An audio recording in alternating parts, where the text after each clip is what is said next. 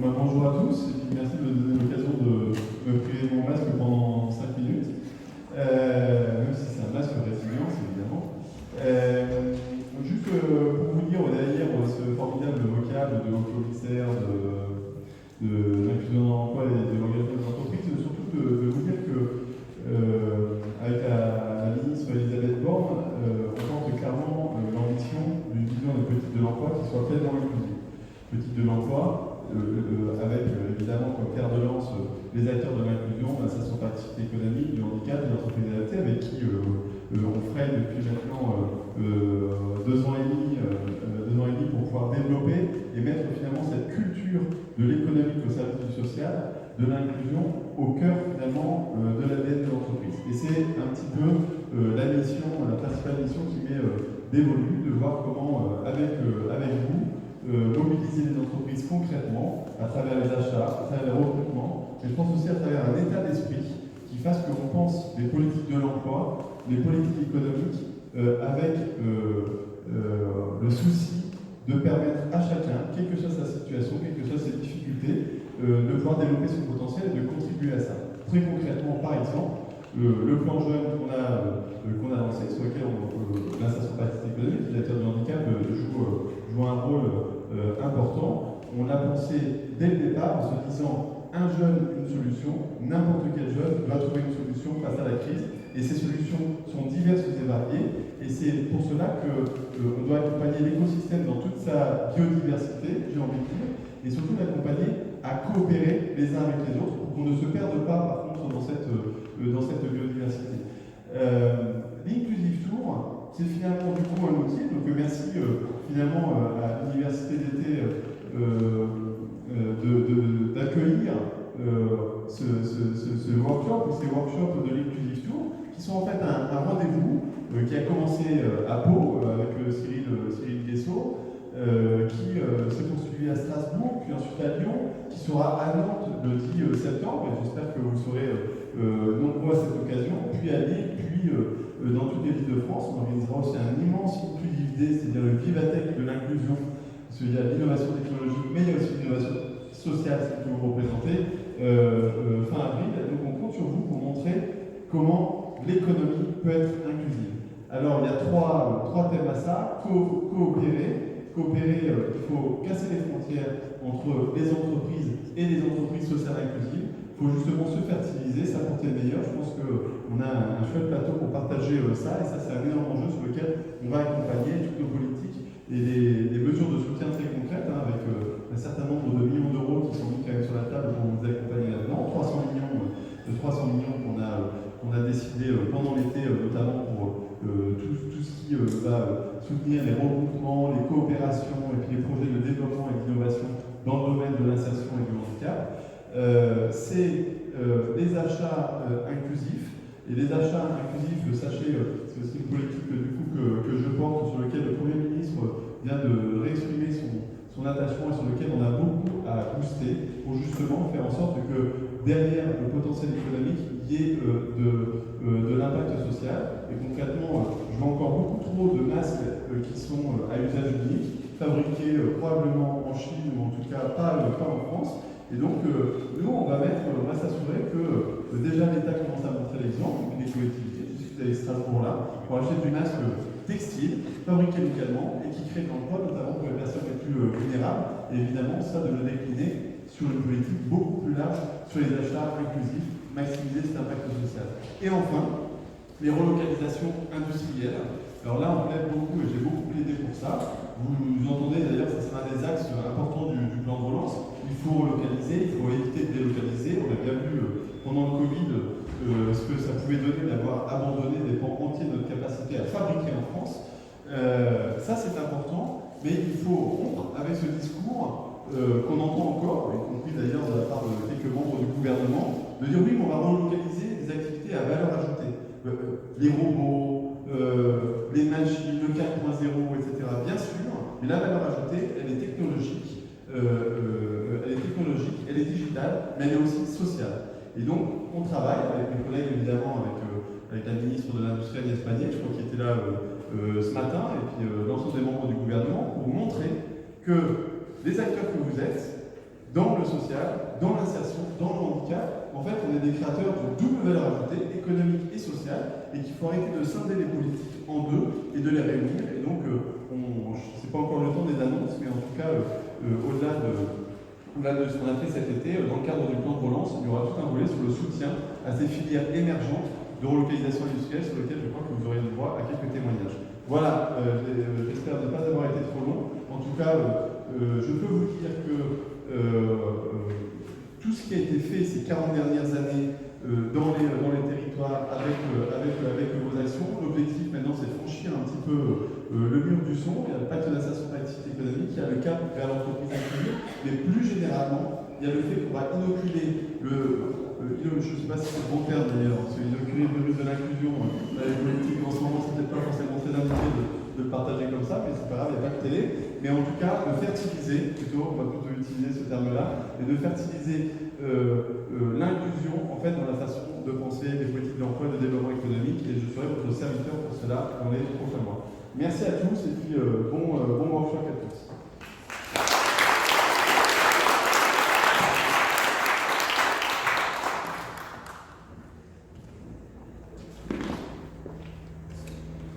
Merci beaucoup pour cette introduction.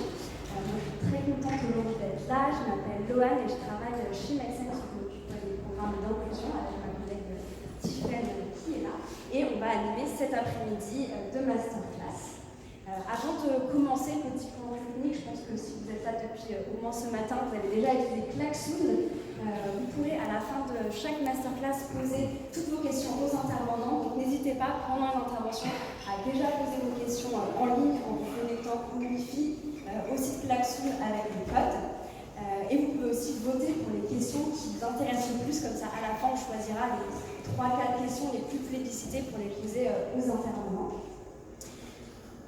Et tout de suite, on va commencer par la première masterclass sur le sujet des coopérations inclusives.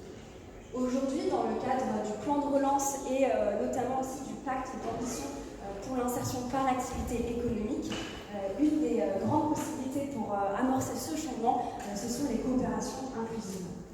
Et ces coopérations inclusives, elles peuvent être un véritable levier de transformation pour les entreprises en interne, mais aussi avoir un fort impact en externe sur le territoire.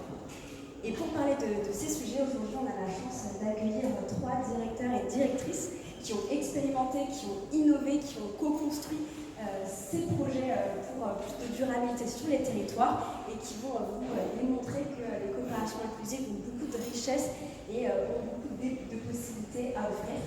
Je vous demande d'accueillir sur ce magnifique plateau Chloé Siméa, Joël Tronchon et Fabien de Castilla.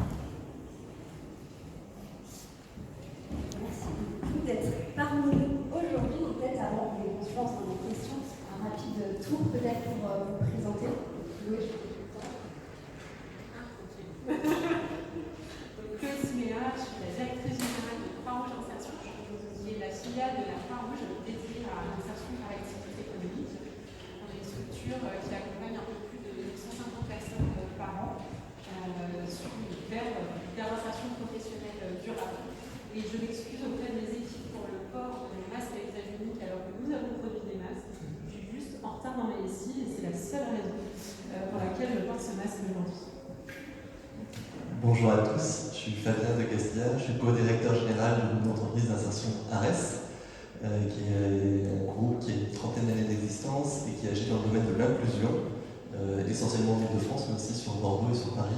Et j'ai un masque résilience et nous avons notamment assuré la logistique du masque résilience, donc on fait la promo résilience aujourd'hui. Bonjour, Joël Tronchon, je suis directeur du développement durable du groupe SEB, qui est un groupe que vous connaissez peut-être d'électroménager, de petits électroménagers.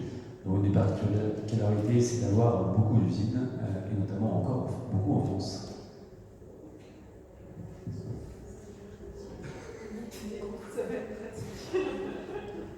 Merci beaucoup. Peut-être pour commencer, Joël, on sait que au sein du groupe SEB, les coopérations inclusives inclusive, ça fait vraiment partie de l'histoire, ça fait partie de l'ADN. Est-ce que vous pouvez nous en dire plus sur ces coopérations? Oui, bien avant qu'on parle de développement durable, d'inclusion, de RSE, en fait, ça fait plus de 30 ans que nos sites industriels, notamment en France, mais pas qu'en France, ça marche aussi en Colombie, aussi aux États-Unis et autres, ont mené des coopérations avec des entreprises d'insertion, principalement des ESAS, des entreprises adaptées, bien avant qu'on formalise tout ça. Juste pour vous donner un chiffre, quand même, ça représente juste pour l'année 2019, on a calculé, on génère coopération donc, avec le secteur de l'économie inclusive au sens large, principalement d'insertion et handicap, c'est 300 équivalents temps plein. Donc c'est l'équivalent d'une usine SEB. Et en plus, c'est pas sur des tâches forcément classiques. On fait bien sûr appel à des entreprises inclusives sur tout ce qui est espace vert, propreté, etc., et gestion des déchets, mais on fait surtout appel à eux sur des choses beaucoup plus à valeur ajoutée comme la coopération, la sous-traitance industrielle, le contrôle qualité et aussi les prestations intellectuelles depuis peu de temps. Donc on a un spectre de volant d'activité qu'on confie à l'économie inclusive qui est de plus en plus large. Et surtout, ce qui est important, c'est que c'est pas que la RSE ou mon équipe de développement durable qui est impliquée, heureusement, c'est les patrons d'achat qui mettent des clauses sociales de manière volontaire dans les appels d'offres, dans les cahiers des charges. Ce sont les patrons industriels de sites qui connaissent toutes les autres insertions de leur environnement. Ce sont aussi les équipes marketing. Voilà. Donc on a plein de métiers qui sont sensibilisés à cette cause de l'inclusion et qui aussi génèrent des commandes et de la coopération économique et du partenariat. Merci beaucoup. Fabien, vous êtes un exemple justement de ces coopérations inclusives avec le projet REPARSEB. Est-ce que vous pouvez nous en dire plus sur le format peut-être de la joint venture sociale et le projet que vous avez mené? Effectivement, on a une initiative avec d'autres d'un concept qu'on appelle la joint venture sociale, ou la JVS, qui est de réunir différentes alliances qu'on peut avoir entre une association et une entreprise en les matérialisant toutes ensemble dans une même entreprise qu'on co-crée et qu'on développe ensemble. Historiquement, ARES a déjà été très proche dès le démarrage du monde de l'entreprise, ça a été notamment créé par des grands capitaines d'industrie. On est très proche de l'entreprise parce que les gens qui passent chez nous sur des parcours tremplins, en fait, ils évoluent pour la quasi-totalité dans des entreprises. Et on est également très proche de l'entreprise parce que quand on fait de l'insertion, on fait travailler des gens sur des activités, et c'est des activités qui, pour vivre, en fait, on vend des prestations. On avait des clients, on a beaucoup travaillé avec la FNAC, avec ça, beaucoup d'entreprises. Et il y a 10 ans, on est allé un petit peu plus loin, c'est que plutôt que d'avoir d'un côté des entreprises clientes, de l'autre côté des entreprises qui embauchent, et puis enfin des entreprises qui, via des démarches RSE, développement durable, nous financent, on a mis tout ça ensemble et on a créé une co-entreprise historiquement avec XPO à l'époque, qui s'appelle Logins, et qui fait de la logistique sur des parcours tremplins. Et pour faire simple, en fait, ARES, statut associatif, et XPO, grande boîte classique, se sont mis ensemble et ont co-créé une structure ensemble qui est détenue à 51% avec ARES et 49% avec le partenaire entreprise. Donc ça, c'est un petit peu la genèse de notre projet. Ça a très bien marché, ça a permis d'aller très vite et avoir beaucoup d'impact inclusif. Et on a renouvelé l'expérience dans le numérique avec une entreprise qui s'appelle Accenture et on a une JV qui s'appelle Access. Et puis plus récemment, on est encore en cours et on va démarrer dans un mois et demi si tout se passe bien, une nouvelle coopération inclusive avec le groupe SEB qui va s'appeler REPARSEB, avec comme objectif de réussir à la fois de proposer des parcours tremplins dans un domaine qui a énormément de potentiel, qui est le domaine de la réparation, et puis également de développer la réparation locale dans le centre de Paris, en périphérie de Paris, à la porte de la Chapelle. Et donc à partir de début novembre, si vous le souhaitez, vous pouvez venir apporter vos cocottes minutes, vos aspirateurs et autres produits électroménagers pour qu'ils soient réparés par des personnes éloignées de l'emploi, porte de la Chapelle, sur des parcours tremplins. Et donc REPARSEB sera co-détenu et par ARES et par SEB pour une même logique qui est la coopération inclusive. Merci beaucoup. Et Chloé, ça a été un peu différent avec la Croix-Rouge Insertion puisque c'était une coopération avec une PME. Est-ce que vous pouvez nous raconter un peu cette histoire? Alors effectivement, nous on a construit un modèle du même type que celui qui a été construit par ARES avec d'autres entreprises, donc une joint venture sociale, avec une particularité, c'est qu'on travaille avec une PME. Et donc le message c'était de dire que les collaborations inclusives, c'est pas que pour les grands groupes et que les PME sont aussi extrêmement importantes dans le tissu de l'emploi au niveau local, et que c'est elles qui peuvent aussi tirer vers le haut cet enjeu de l'inclusion dans l'emploi. Alors pour vous donner un exemple concret, nous on a un établissement de Croix-Rouge Insertion qui fait du maraîchage bio, qui est situé dans l'Hérault, et qui a rencontré sur son territoire la criée aux poissons du Grenade, qui est l'endroit où les pêcheurs apportent leur pêche du jour et les poissons sont vendus. Et il se trouve que la criée aux poissons faisait face à une problématique d'invendu ou de chute des cours à certains moments de certaines espèces de poissons, tout simplement parce qu'elles étaient très peu demandées en local, parce que peu connues.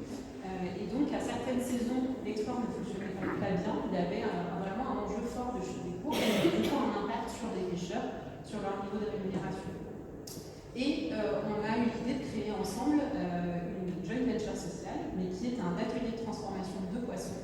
Donc on s'est dit tout simplement, essayons de trouver des débouchés au niveau local pour cette production des pêcheurs, en faisant quelque chose de plus sexy, de plus porteur. Donc on a en fait recruté des salariés en insertion qui font des filets de poissons dans un atelier de transformation, et on vend ça en barquette dans les supérettes du coin, notamment les supermarchés spécialisés bio, qui sont des acheteurs, et on est en train de développer aussi les liens avec la restauration collective. Donc ce qui est intéressant, je trouve, dans ce partenariat, c'est d'abord de montrer qu'on peut le faire avec une PME, et que finalement le partenariat peut être inversé, c'est-à-dire que ça peut être une structure un peu importante du secteur ESS qui travaille avec une PME. L'autre dimension, c'est que je pense que sur ce projet-là, on est venu nous chercher, non pas pour le volet insertion, même si c'était un plus, mais plutôt pour le savoir-faire qu'on avait, puisque le projet de départ, c'est qu'après la transformation du poisson, et on commence à le travailler, on puisse aussi transformer des produits issus du maraîchage et proposer une gamme plus étendue de produits transformés pour la jeunesse. Donc voilà, on est venu nous chercher pour notre expertise, et pas uniquement en matière d'insertion, mais vraiment expertise métier. Et je pense que ça, c'est aussi un message à diffuser, c'est-à-dire que les entreprises inclusives, au-delà de leur savoir-faire dans le domaine de l'insertion, ont aussi développé des véritables savoir-faire dans certaines filières, et qui, je pense, sont de plus en plus intéressantes pour des entreprises privées en matière de collaboration. Merci beaucoup pour ce petit panorama d'exemples de coopération inclusive. Maintenant, on peut peut-être aller un peu dans les détails de comment ça marche, ces coopérations. Joël, peut-être un mot sur comment ça s'est passé du côté du groupe SED, le projet Europarcel. Ça faisait longtemps qu'on tournait autour, notamment à l'époque où Thibaut était à HNRS, où on tournait autour de choses à faire ensemble. Et on a mis du temps déjà à trouver le thème. Mais il y avait déjà un lien de connaissance et de confiance qui s'était créé. On a d'ailleurs voulu coopérer sur la logistique, on n'y est jamais arrivé. Voilà. Donc en fait, souvent les coopérations, elles sont longues à venir. Il ne faut pas se précipiter non plus, mais du coup, on connaissait déjà les acteurs. Donc on était en confiance. Première chose. On était en confiance, c'était nécessaire parce que ce genre de projet, il y a toujours plein d'inconnus, il y a toujours plein d'embûches, il y a de la complexité, ça dure extrêmement longtemps. Bien. Et c'est pas forcément les grands groupes qui sont les plus rapides, c'est l'inverse en fait. Donc les groupes c'est lent. Voilà. Et quelque part, et puis c'est un projet qui est venu aussi avec l'aide de soutien fort de la mairie de Paris, il faut le dire aussi. La plupart des projets de coopération inclusive peuvent se faire entre deux acteurs économiques et inclusifs, mais les collectivités locales jouent quand même un rôle important. En l'occurrence, ils vont jouer un rôle important à la fois sur le financement, le cofinancement, mais aussi sur le lieu, ils ont énormément aidé sur le lieu. On avait visé la place de la Concorde au départ avec Fabien, puis ils nous ont dit des conneries ça. Donc, Porte de la Chapelle, c'est juste parfait. On est à 10 mètres du métro. On est sur les maréchaux, c'est parfait en termes. Ce qui était une des équations, c'est comment les gens, parce qu'on ne fait pas venir les gens avec leur machine à café, leur faire traverser Paris comme ça facilement. Donc la logistique du dernier kilomètre pour venir chez les parcelles, ça faisait partie des choses importantes. Le lieu était déterminé. Donc ça, c'est grâce à la mairie de Paris. Et puis après, il y a eu tout le professionnalisme d'Ares, pas que sur l'insertion justement, parce que nous, on ne l'a pas découvert, mais ce que des fois les grosses entreprises ont en tête, c'est ok, les entreprises d'insertion, ils sont bons sur le volet emploi, RH, etc. Non, ils sont bons sur le business, sur le développement de l'activité, sur le business plan, et on a trouvé des interlocuteurs qui étaient extrêmement pertinents là-dessus. Donc ça c'est quand même à dire, et c'est Cares, en l'occurrence, on a trouvé cette compétence-là. Voilà, après on a aussi une idée de départ qui est un business. On ne s'est pas dit on va faire l'insertion ensemble. On s'est dit on a une activité économique qu'on souhaite co-développer autour de l'économie circulaire, puisque c'est de ça qu'on parle. Donc c'est un lieu où on va reconditionner des produits, réparer des produits, louer des produits, acheter des produits d'occasion, etc. Donc il y a tout un écosystème business autour de ça qui va être le support de beaucoup d'emplois et de qualifications. Puisque c'est aussi des métiers qui ont le vent en poupe, les métiers de la réparation, et qui, j'espère, vont se développer en France et en Europe dans les années à venir. Il y a un potentiel emploi européen des métiers autour de la réparation qui est assez colossal, pour peu qu'on se valorise les filières, pour peu qu'on donne envie aux consommateurs de réparer et qu'on leur donne les moyens de réparer, ce qui n'était pas le cas sur Paris, où il y a un déficit hallucinant de réparateurs. Merci beaucoup. Et Fabien, peut-être le mot de l'autre côté, justement, comment ça s'est passé, quelles ont été peut-être les grandes barrières qui ont permis après que ça aille bien? Je pense qu'il y a trois enjeux clés pour nous et puis pour les deux partenaires. Le premier, c'est que même si on s'entend bien et on s'apprécie, vous représentez plusieurs millions d'euros de chiffre d'affaires, nous on est tout petit, vous êtes présents aux quatre coins du monde, on est présents en Île-de-France. C'est deux mondes qui se parlent. Et donc du coup, c'est pas les mêmes modes, c'est pas les mêmes vitesses, c'est pas les mêmes mots, c'est pas les mêmes sémantiques, c'est pas les mêmes réflexes. Et ça, je pense que c'est pas à négliger. C'est deux univers différents. Et donc de temps en temps, il y a besoin de faire un peu de transcodage. Et c'est comme tu dis, ça prend du temps. Il faut avoir en tête qu'un projet comme ça, entre l'idée où on se rencontre et le moment où le logo ouvre, hors période de crise qui retarde tout, ça met un an. Donc il y a d'abord cet enjeu de gouvernance, de faire parler des deux mondes qui sont quand même finalement assez différents. Et même si toi tu es très sensible au sujet de l'inclusion, les équipes de SEB ne connaissent pas grand-chose et on doit déconstruire des modèles de c'est tous des sortants de prison. Et inversement, nous on doit apprendre à réparer un aspirateur complètement aujourd'hui, même si on n'est pas si mauvais que ça, on a quand même un sacré palier à franchir. Donc il y a un enjeu de faire parler différents mondes. Je pense qu'il y a un deuxième enjeu qui est en fait une joint venture sociale, une coopération, c'est comme un mariage ou comme une relation amoureuse. Au début tout se passe bien, on est sur une table ronde, on vous dit que c'est génial, mais dans un an on va apprendre à vivre ensemble, on sera dans la même maison, et puis on ne sera pas d'accord parce qu'on mange la brosse à dents ou je sais pas quoi, ou l'aspirateur. Donc voilà, il y a un enjeu de faire vivre des coopérations qui est quand même pas si facile, et dans un an, ça ne sera pas forcément ni Joël ni moi qui seront en train de réparer l'aspirateur, ce sera des gens de terrain, et ça c'est quand même pas si facile. Ça marche, hein, parce qu'on continue de le faire et ça a fonctionné, mais en tout cas j'alerte sur ces enjeux-là.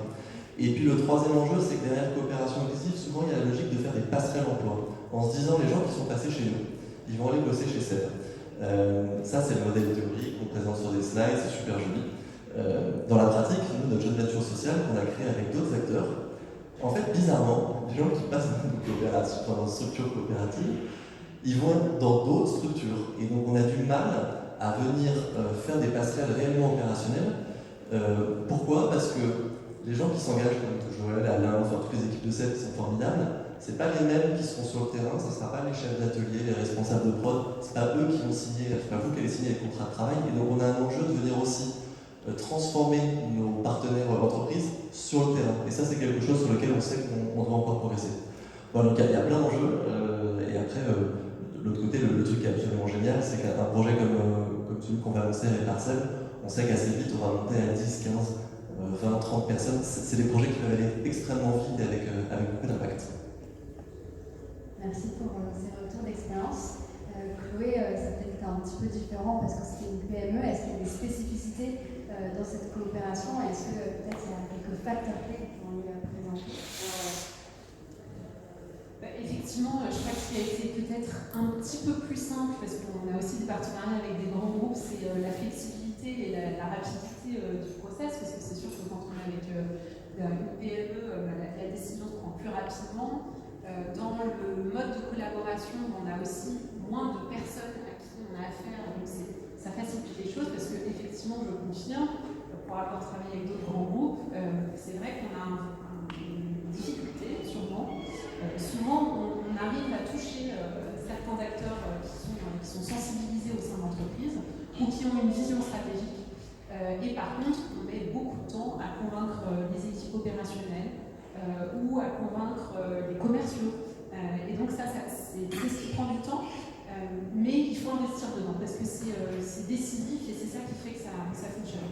Alors avec une PME, c'est un peu plus agile. Par contre, on a les mêmes sujets d'acculturation, c'est-à-dire que moi, au conseil d'administration de la SAS, qui est donc une joint venture, on est avec des patrons pêcheurs.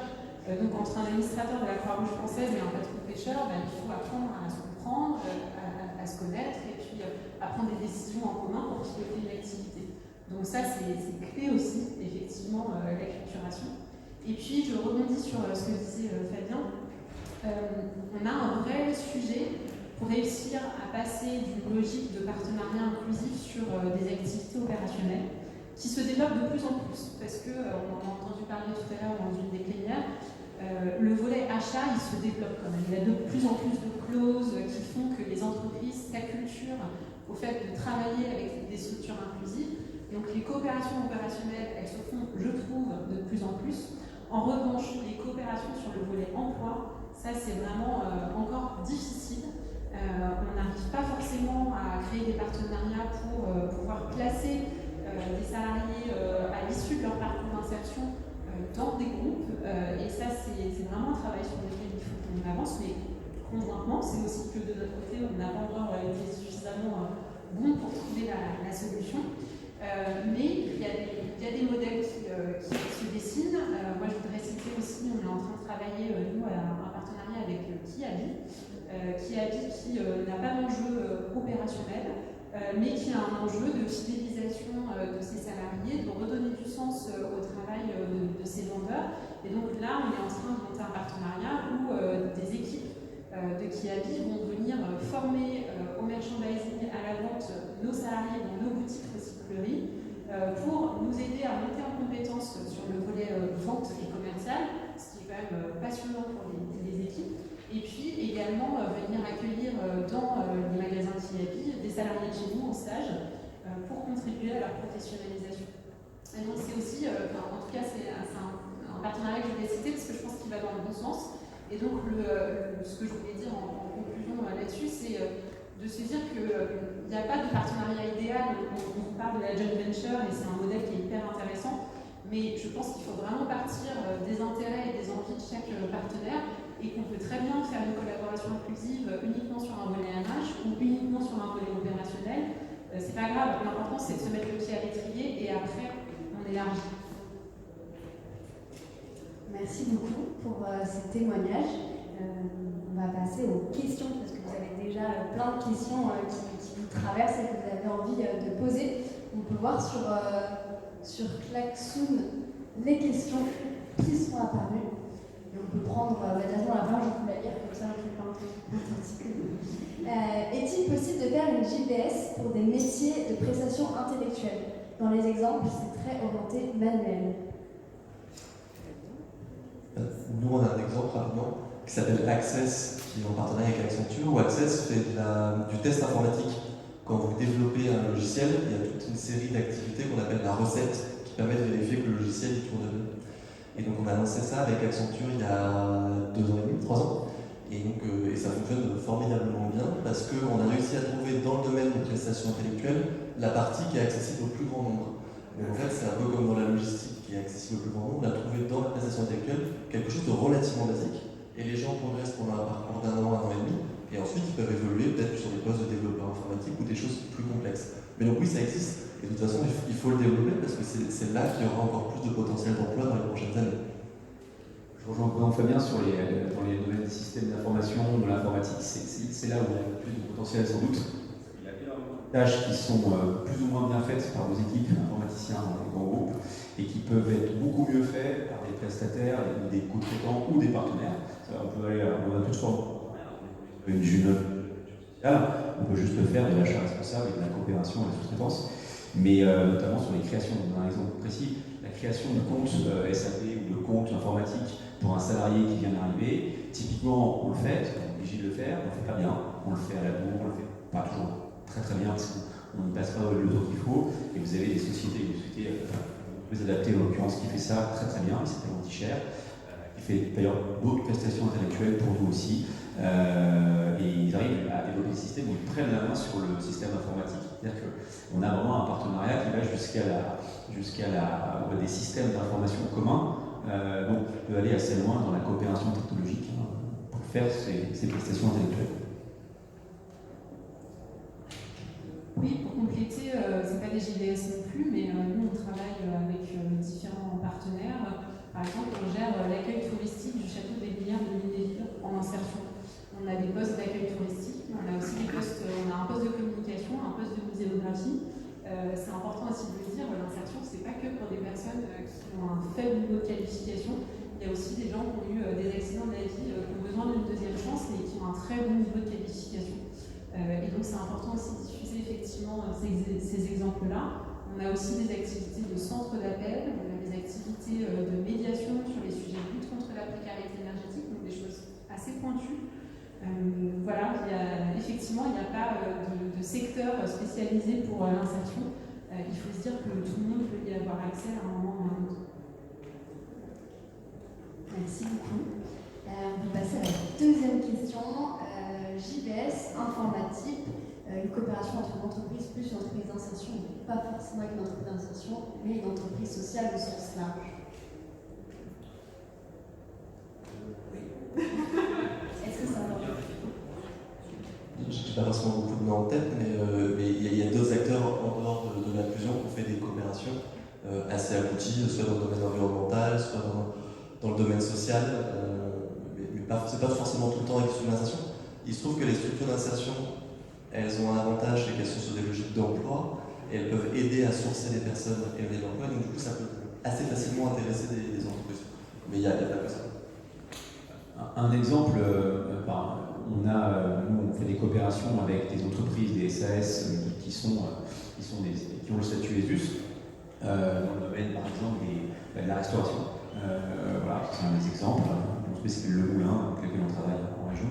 Et puis plus parisien, là, on a pris des participations au capital de Castalie, il n'y a pas très longtemps, qui n'est pas une entreprise d'insertion, mais qui est une entreprise avec un volet RSE et affiché, des valeurs RSE et sociales très affichées, et environnementales surtout. Et là, on a plein de synergies assez excitantes avec Thibaut, le président, et ses équipes pour développer des choses. Bon, là, on va faire des produits ensemble, très clairement, au-delà de la prise de participation. Donc oui, ce n'est pas une entreprise d'insertion, mais on peut tout à fait faire de l'inclusion avec d'autres acteurs, type entreprise sociale, je ne sais pas comment on peut les appeler. C'est une entreprise. Dernier complément, il peut y avoir aussi des collaborations entre entreprises du secteur de l'ESS. Il y a des réflexions en cours et nous, on a répondu récemment à un gros appel d'offres du Grand Paris avec une agence de communication agréée ESUS. Et donc, il peut aussi y avoir des collaborations au sein de l'ESS entre structures qui créent des groupements pour pouvoir répondre aussi sur des appels d'offres. Donc, tout est possible. Structure d'insertion avec grands groupes privés, structure non d'insertion avec grands groupes privés, PME, vraiment tout est possible. Merci beaucoup. Sur la troisième question, on ajoute encore une question. La troisième question, super motivante, mais qui peut nous accompagner dans ce type de montage GS? Tu veux faire la promo? Juste sur ça, comme nous on a créé 4-5 des structures telles que celle-ci, et comme on a un ADN très proche de l'open source, du partage un peu militant, on s'est allié à 2 structures, un fonds d'investissement à impact social qui s'appelle Investir et Plus, et un autre groupe d'entreprises d'insertion qui sont nos cousins du Nord, Vitalité, et on a co-créé une association qui s'appelle Social Copies, qui fait du conseil en joint venture social, ou en coopération inclusive au sens large. Et en fait, on fait 2 choses. La première, c'est qu'on a modélisé tout ce qu'on sait faire dans un pack méthodologique. Donc, vous pouvez aller sur socialcopies.com et vous téléchargez gratuitement toute notre expertise, elle est totalement libre. Et puis après, pour ceux qui veulent aller plus loin et qui ont besoin qu'on explique plus en détail et qu'on vous explique ce qu'on a fait et comment ça se passe, on peut faire un peu sous format de conseil associatif un accompagnement sur un projet de co-création. Merci beaucoup. N'hésitez pas à aller voir si justement c'est des sujets qui vous portent. Pourquoi ne pas utiliser la SCIC pour structurer ce partenariat?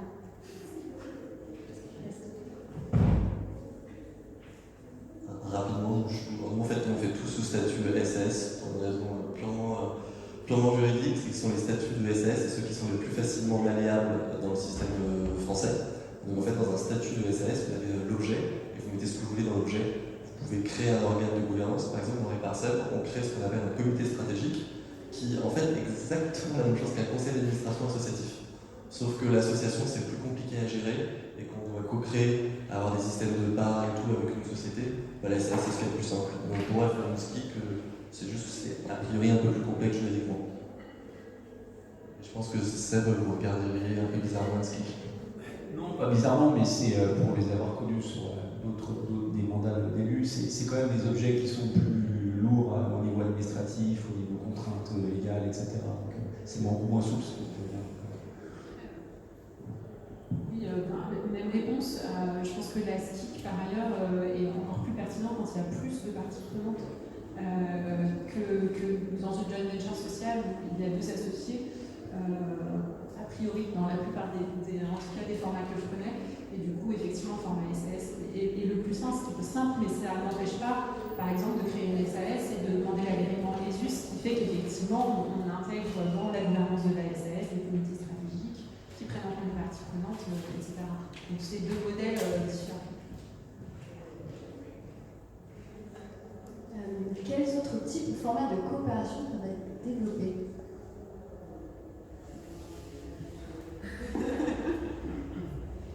Non, j'ai envie de revenir là-dessus parce que vraiment, je crois qu'il faut se dire qu'il n'y a pas de modèle de partenariat. C'est vraiment aux 2 parties de créer le partenariat qui leur plaise, qui répondent à leurs enjeux, à leurs intérêts. Comme je le disais tout à l'heure, on peut avoir des partenariats. Nous, on a des partenariats qui vont de ce que je vous citais sur Kiabi tout à l'heure, qui est vraiment plus sur le volet RH, où ils viennent faire en fait du mécénat de compétences et former nos salariés et dans l'autre sens des accueillir en stage à des partenariats qui sont sur de la sous-traitance, de la co-traitance pour des grands groupes, de la JVS. Enfin, vraiment, tout est possible. Il faut vraiment partir d'un besoin et encore mieux si c'est un besoin territorial qui permet de créer une nouvelle activité qui a du sens pour le territoire et pour ses parties prenantes. Mais je crois qu'il faut partir d'une envie de collaboration, d'un enjeu et d'intérêt commun sur cet enjeu. Et puis après, il y a tout à créer. Effectivement, l'accompagnement par Social Codies est quelque chose qui peut être vraiment structurant. Mais moi, j'ai envie de passer le message que, en fait, c'est pas très compliqué de créer une collaboration inclusive. Il faut juste se lancer, après faire un contrat de partenariat. Franchement, on peut le faire en interne et puis s'il y a besoin d'un juriste, on y fera appel, mais ça peut être assez simple et donc il ne faut pas se mettre non plus trop de barrières en disant qu'il faut structurer, accompagner, etc. Le plus important, en tout cas de mon point de vue, c'est de passer du temps à se connaître, de bien comprendre les intérêts et les enjeux de chacun pour que tout soit transparent dès le départ et après ça peut vraiment bien évoluer. Avant que j'oublie, il y a un truc qui vient de me venir à l'esprit. C'est pas la problématique qui est compliquée, c'est pas les statuts, c'est pas ça. Ce qui est déterminant et ce qui est innovant, c'est aussi de faire quelque chose ensemble au même endroit. On dit au même endroit, c'est dans le même lieu. Et en fait, ça me fait. Parce qu'on a 2 projets qui marchent très bien en inclusion aussi avec l'entreprise d'insertion ou l'entreprise adaptée. C'est en fait, on fait venir dans nos murs une entreprise d'insertion sur notre usine de Romilly, qu'on a créé il y a au moins 10 ans, et un ESAT dans nos murs. Et le fait de vivre ensemble toute l'année, ça nous a permis de développer d'autres exemples des axes. Au départ, on faisait de la co-traitance industrielle avec eux, on faisait des contrôles qualité. Et puis arrive le renouvellement du contrat du restaurant d'entreprise, et ils nous disent, attendez, nous, allez pas chercher les gros groupes, etc. Nous, on vous le fait. Donc voilà, un exemple. Si on n'avait pas vécu toute l'année avec eux, jamais on n'aurait pensé à leur confier ce partenariat inclusif-là. Donc vivre ensemble, et puis vivre ensemble, c'est super aussi de mélanger nos salariés. Nous, on a fait des formations, par exemple, communes entre salariés d'insertion et nos salariés en CDI. Voilà. Et ça, c'est hyper fort. Ça fait tomber les barrières de part et d'autre. On va peut-être prendre les 2 dernières questions. Certains ont répondu aux questions. L'interaction directement. Est-ce que vous pouvez rappeler le modèle économique d'une JVS? La structuration juridique, c'est du coup entreprise qui est codétenue commune, donc un capital qui est partagé, et le modèle économique, ça dépend de l'activité, en fait, ça peut être une boîte de prestation de services, une boîte industrielle, ça dépend de ce qu'elle réalise. Il faut vraiment voir ça comme une entreprise classique, mais qui a un but social et qui est co-détenu par deux partenaires, dont la majorité est détenue par un partenaire associatif. Nous, on est à 50-50. Mais effectivement, la plupart du temps, c'est le partenaire associatif qui a la majorité. Je pense que l'autre dimension, c'est de se dire qu'en fait, dans une JBS, il faut penser ce que chacun vient apporter. Souvent, pas toujours, souvent, le partenaire privé apporte principalement également la partie investissement ou la partie locaux. Nous, ça a été le cas, par exemple, dans l'exemple que je vous donnais avec la criée aux poissons, on est dans les locaux de la criée aux poissons, ils nous ont mis à dispo l'atelier, et puis après, on a co-investi dans le matériel. Et donc, à mon avis, une des premières questions, c'est qu'est-ce que chacun apporte en termes d'expertise, en termes de moyens matériels et humains dans la collaboration, et après, il faut structurer à partir de ça. Et alors, je vois qu'il y a une question qui était passée en haut, les votes.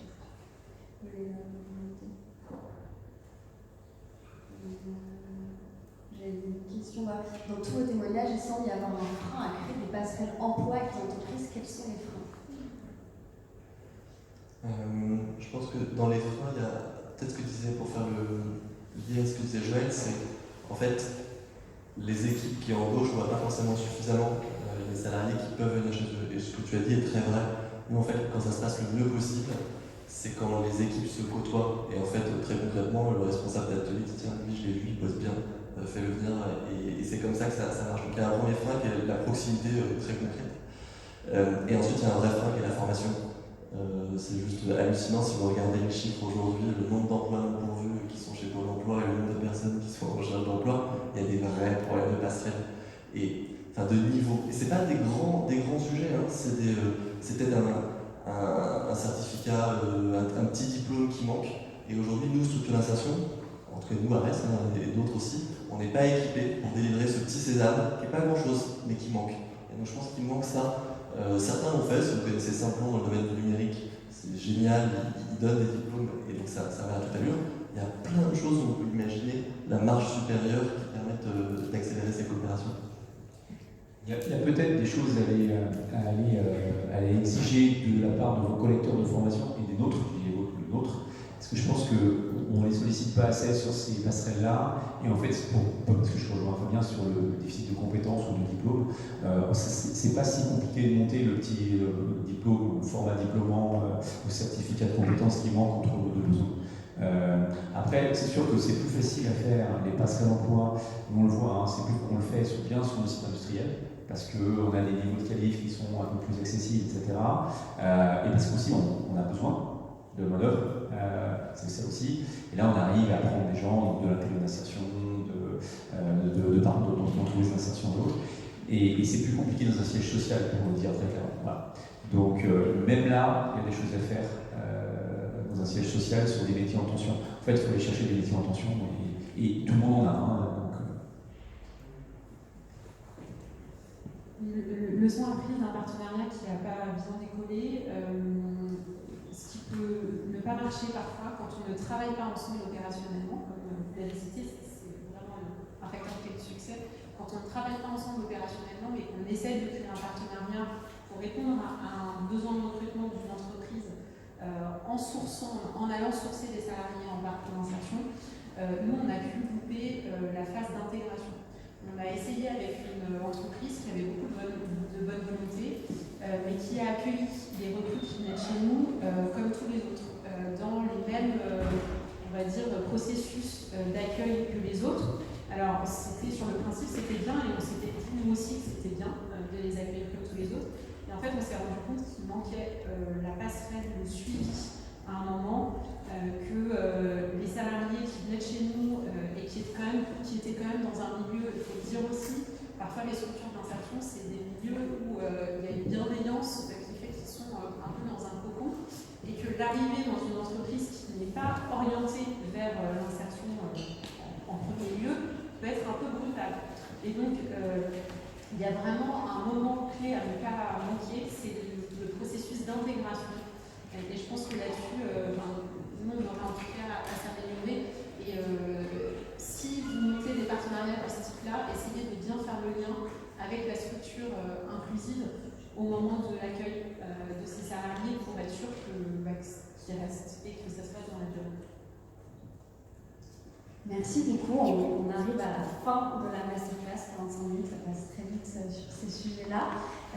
Avant qu'on se quitte, est-ce que vous avez un dernier rapide conseil que vous allez donner à des structures qui ont envie de se lancer dans ces coopérations inclusives? Oui. Il y a quelque chose d'important, en fait, dans toutes nos histoires de partenariat, quelle que soit la forme juridique, c'est se mettre d'accord et tous dire sur la répartition de la valeur.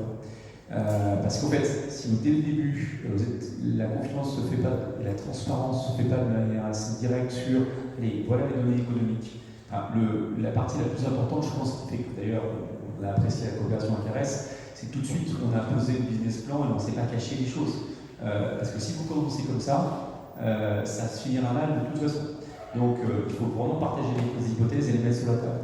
Ce qu'on ne fait pas toujours d'ailleurs entre entreprises privées, mais on le fait beaucoup plus facilement avec une entreprise inclusive, une entreprise d'insertion. Donc voilà, donc transparence et partage de la valeur et bien montrer à son partenaire les chiffres.